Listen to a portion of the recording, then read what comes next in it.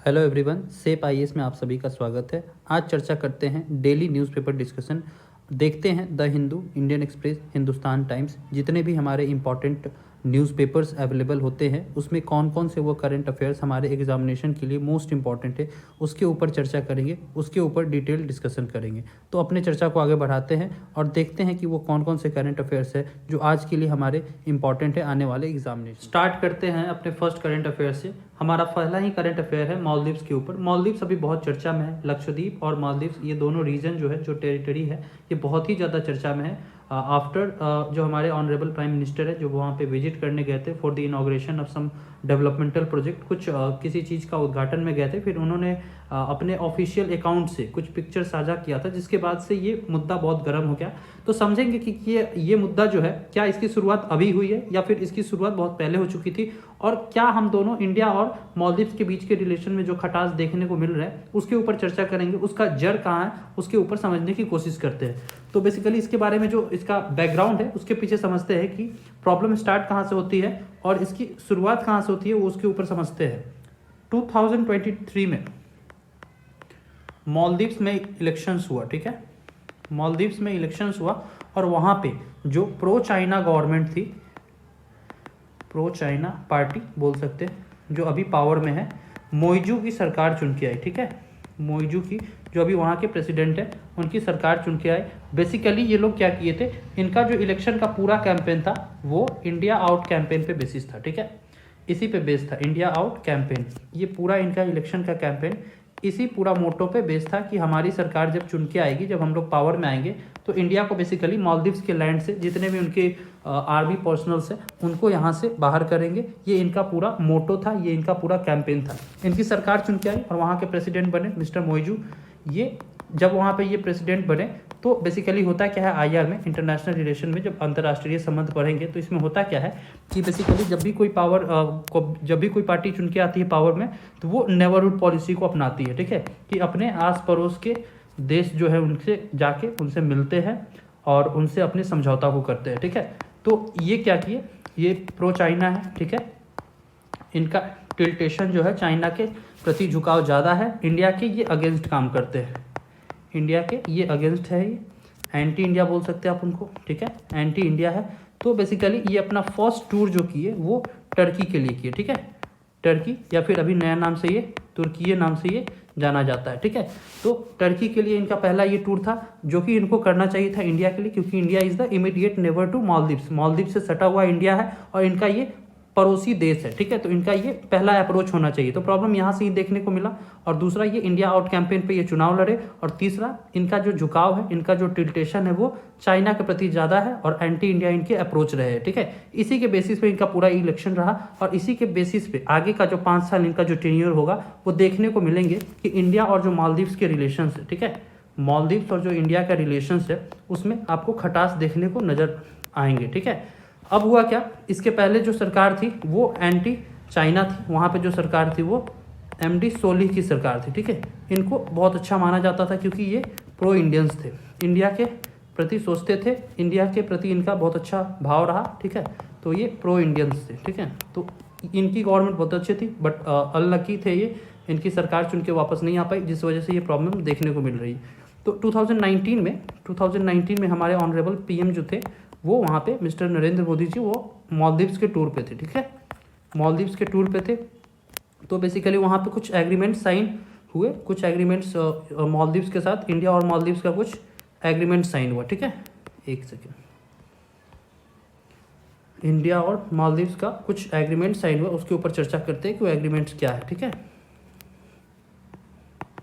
India और मालदीव्स का agreement sign हुआ। बेसिकली वो जो एग्रीमेंट था, इंडिया ने ये कंप्लाई किया कि आपके यहाँ जो वाटर रिसोर्सेज है, ठीक है, वाटर रिसोर्सेज जो है उसको हम लोग क्या करेंगे, मैप करेंगे, ठीक है। उसको मैप करके आपको उसका डेटा प्रोवाइड करेंगे ताकि आपके वहाँ जो मिनरल्स अवेलेबल है या फिर जो भी रिसोर्सेज अवेलेबल है उसका आप यूज़ करिए, ठीक है, तो अपनी इकोनॉमी को अच्छा करिए, ठीक है। तो ये बेसिकली हम लोग का उनके साथ एग्रीमेंट था। रिसेंट में मालदीव्स का ये कहना है, जो मालदीव्स की जो सरकार है उनका कहना है कि ये जो एग्रीमेंट इंडिया के साथ हमारा साइन था 2019 में, उससे हम लोग बैक स्टेप लेते हैं, ठीक है, मतलब उससे हम लोग पीछे हट रहे हैं और ये agreement now Maldives will sign with China. अब ये एग्रीमेंट वो चाइना के साथ करने वाले हैं, ठीक है। ये पूरा मामला है जिस वजह से हम दोनों, या फिर जो कहने का मतलब है वो इंडिया और मालदीव्स के बीच के रिश्ते बहुत ख़राब होने देखने को शुरू से ही देखने को मिल रहा है जब से इलेक्शन हुआ है। फिर अभी रिसेंट में COP28 का मीटिंग हुआ था मिड नवंबर और दिसंबर के स्टार्टिंग में। तो COP28 का ये मीटिंग हुआ था कहाँ पे? दुबई में, ठीक है। दुबई UAE में ये मीटिंग हुआ था। वहाँ पे इंडिया के जो रिप्रेजेंटेटिव थे PM मोदी जी, वो क्या किए, साइडलाइंस मीटिंग करते हैं। कोई भी कंट्री कहीं पे अटेंड करने जाते हैं मीटिंग, तो उस मीटिंग के अलावा अपने में लोग मिलते हैं। तो on the sidelines of COP28 वहाँ पे इनकी मुलाकात होती है मौजू साहब से, ठीक है। मौजू साहब से मुलाकात होती है, तो PM मोदी और मौजू साहब की मुलाकात होती है। बट वो मुलाकात जो है उतना फ्रूटफुल नहीं रहा। वहाँ पे ये एग्री किया गया कि मौजू साहब जो है वो इंडिया विजिट करेंगे, ठीक है। बट वो डेट जो है वो डेट अभी तक कंफर्म नहीं हुआ है उनके ऑफिशियल्स की तरफ से कि वो कौन सा डेट होगा कि कब वो आएंगे इंडिया विजिट करने। अभी वो फिलहाल चाइना के टूर पे थे, ठीक है। चाइना के स्टेट विजिट में थे। स्टेट विजिट था इनका, ऑफिशियल विजिट था, और बहुत सारे एग्रीमेंट वो चाइना के साथ करके आए, ठीक है। ये पूरा मामला है। तो ये पूरा मामला है। तो रिसेंट में हमारे ऑनरेबल प्राइम मिनिस्टर लक्षद्वीप गए थे, कुछ फोटो उन्होंने साझा किया, जिस वजह से कुछ पर्सन के द्वारा ट्वीट किया गया था कि जितने भी हमारे इंडियन के टूरिस्ट है वो मालदीव्स न जाके उनका टूरिस्ट डेस्टिनेशन कौन सा होना चाहिए? Lakshadweep, because Lakshadweep is also coral island, और वो बहुत प्यारा आइलैंड है। तो हम लोग का जो फर्स्ट प्रायोरिटी होना चाहिए अपने ही आइलैंड्स को देना चाहिए, जिस वजह से पूरा मामला बिगड़ गया। वहाँ के कुछ मिनिस्टर्स थे, वो हमारे प्राइम मिनिस्टर जो उनके खिलाफ कुछ ट्वीट किए, जिस वजह से उन मिनिस्टर्स को तत्काल प्रभाव से उनको सस्पेंड भी कर दिया गया, ठीक है। तो ये पूरा मामला था, जिस वजह से अभी मालदीव्स और इंडिया का बहुत रिलेशन खराब देखने को मिल रहा है। फिर आगे क्या हुआ कि जब मौजू साहब जो है वहाँ से जब स्टेट विजिट से चाइना से जब वापस आए, तो उन्होंने इंडिया के बारे में 2-3 स्टेटमेंट दिया कि we are not in the backyard of someone's country, या फिर हमारी जो लैंड है वहाँ पे किसी और की सॉवरेनिटी नहीं चलेगी। मतलब ये बेसिकली कि किसी और की संप्रभुता यहाँ पे नहीं चलेगी, हम लोग सेल्फ इंडिपेंडेंट है। तो उनको भी समझना चाहिए। इसको एनालिसिस करके देखते हैं कि आपके सॉवरेनिटी को कोई डैमेज नहीं कर रहा है, ठीक है। ये बेसिकली मालदीव्स को समझना चाहिए कि आपके सॉवरेनिटी को कोई डैमेज नहीं कर रहा है। आप इंडिया के साथ रिलेशन खराब कर रहे हो, जो कि आपका पड़ोसी है, तो आपको इनके साथ रिलेशन अच्छा बना के रखना चाहिए। इससे आपको फ़ायदा क्या होता है कि कोई भी डिजास्टर जैसी सिचुएशन आपको देखने को मिलेगी। बेसिकली आप एक आइलैंड कंट्री है, तो आपको इस तरह के सिचुएशन देखने को फ्यूचर में मिल सकते हैं। तो फर्स्ट जो रिस्पॉन्डर होगा आपका, वो होगा कौन? India would be the first responder. तो इसके लिए आपको ये चीज़ें ध्यान में रख के आपको एग्रीमेंट या फिर आपको चीज़ों को हैंडल करना चाहिए। आप चाइना से कांटेक्ट में हो, तो क्या चाइना आपके यहाँ आकर बेस बनाएगा, या फिर आपके रिसोर्सेज को यूज़ करेगा, या फिर अपने मिलिट्री पर्सनल्स को वहाँ पे डिप्लॉय करेगा, कि या ये चीज़ आपके सॉवरेनिटी को ठेस नहीं पहुँचाएगी? तो ये चीज़ उनको समझना चाहिए। बेसिकली हमारे जो वहाँ पे आर्मी पर्सनल्स है उनके ऊपर बात करते हैं, they are giving training to their military personnels, ठीक है। या फिर उनकी सुरक्षा में ये मदद कर रहे हैं, या फिर वहाँ जो उनके मिलिट्री पर्सनल्स जो है उनको ये क्या कर रहे हैं? मदद पहुँचा रहे हैं। उनको क्या कर रहे हैं? ट्रेंड कर रहे हैं। आप अपने से खुद ट्रेंड कर लो। आपकी गवर्नमेंट ने ये एग्री किया था, उसके बिहाफ में इंडिया आपको क्या कर रहा था? सहायता कर रहा था। But Maldives is taking this is from another side, ये दूसरे तरफ से उनको इस चीज़ को ले रहा है। ये पूरा मामला है।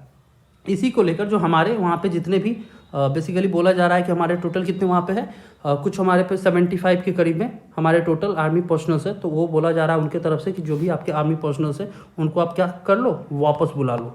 विड्रॉवल ऑफ आर्मी पर्सनल्स, ठीक है, विड्रॉ कर लो वहाँ से, मालदीव्स के लैंड से, ठीक है। तो इस पे इंडियन गवर्नमेंट की जो भी प्रतिक्रिया आएगी, हमारा जो मिनिस्ट्री ऑफ एक्सटर्नल अफेयर्स है उनका जो भी स्टेटमेंट आएगा, उसके ऊपर देखेंगे कि आगे चीज़ें और क्या होती है। अभी फ़िलहाल के लिए इतना जानना है कि मालदीव्स ने उस एग्रीमेंट से जो 2019 में वाटर सर्वे के ऊपर जो एग्रीमेंट हमारा मालदीव्स के साथ साइन हुआ था, वो उससे वापस कर लिया है। जो हमारे आर्मी पर्सनल थे उनको वापस भेजने की बात हो गई है। और तीसरा, एक इंडिया आउट कैंपेन के बेसिस पे मौजू की सरकार वहाँ पे चुन के आई, ये आपके एग्जामिनेशन में पूछा जा सकता है। और चौथा, ज्योग्राफी से अगर लिंक किया जाए तो मालदीव्स जो है वो आपका एक क्या है? कोरल आइलैंड से, ठीक है, कोरल आइलैंड से। कोरल के ऊपर कभी और विशेष चर्चा करेंगे, इस वीडियो में नहीं करते हैं। और हमारा जो लक्षद्वीप है वो भी एक क्या है? कोरल आइलैंड से।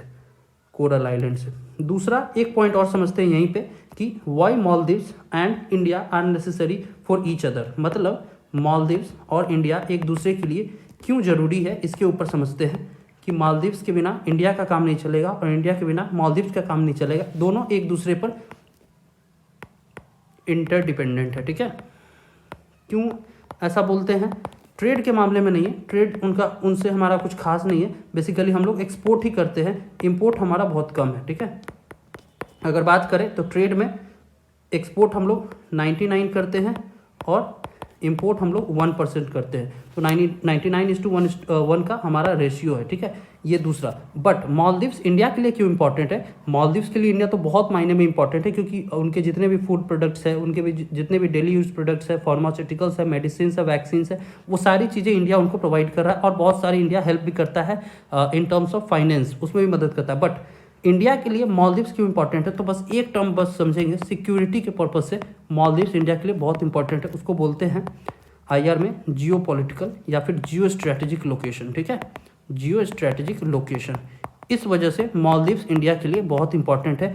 जो भी मालदीव्स का जो लोकेशन है या फिर जो भी मालदीव्स का जो लोकेशन है, उस वजह से मालदीव्स इंडिया के लिए बहुत ज़्यादा इंपॉर्टेंट है, क्योंकि मालदीव्स को as a land, as a base use किया जा सकता है। किसके कौन यूज कर सकता है? चाइना यूज कर सकता है to launch on India, to make attack on India. ये पूरा मामला है। ठीक है, तो ये मालदीव्स और इंडिया की वजह से अभी रिलेशन बहुत खराब हो रहा है और फ्यूचर में ये रिलेशन और आपको खराब देखने को मिलेगा। ठीक है, नेक्स्ट टॉपिक पे। नेक्स्ट जो इंपॉर्टेंट करंट अफेयर्स है वो है पीएम जनमन, प्रधानमंत्री जनजाति आदिवासी महान्याय योजना।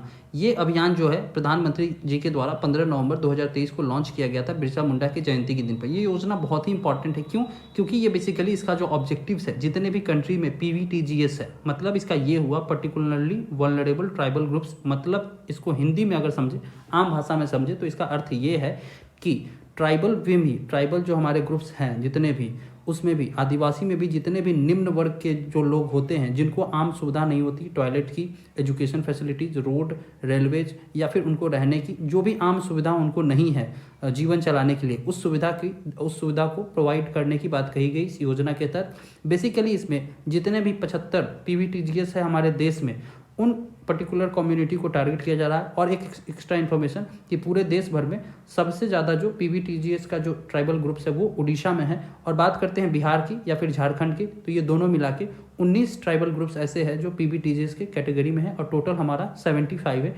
ये योजना है 15 नवंबर 2023 को ये लॉन्च किया गया था for the development of particularly vulnerable tribal groups. इसको पीएम जनमन योजना के नाम से जाना जाता है। अभी न्यूज़ में क्यों था? क्योंकि इसके लिए जो फर्स्ट इंस्टॉलमेंट है वो गवर्नमेंट ने रिलीज कर दिया, जिस वजह से इस स्लाइड के माध्यम से आप देख सकते हैं जो पीएम जनमन स्कीम्स है उसमें क्या क्या टारगेट किया गया है, जैसे सबको पक्का घर, हर घर नल जल और गाँव तक सड़क। ये सारी योजनाएं हैं जो इस स्कीम के माध्यम से, इस योजना के माध्यम से दिया जाएगा। और इस स्लाइड में बताया गया है जो हमारे ऑनरेबल मिनिस्टर्स है ट्राइबल अफेयर्स के, और उनका ये पिक्चर लगा हुआ है। और इसमें बताया गया है कि बेसिकली 11 बेसिक एमिनिटीज़ है जो पीवीटीजीएस कम्युनिटीज़ को दिया जाएगा, जिसमें 7 लाख हाउस होल्ड और 28 लाख पीवीटीएस पॉपुलेशन को हम लोग टारगेट कर रहे हैं। ठीक है, और इसमें लगभग 9 मिनिस्ट्रीज़ को कंबाइन करके जितनी भी बेनिफिशियरी स्कीम्स है वो पीवीटीजीएस कम्युनिटी को प्रोवाइड की जाएगी।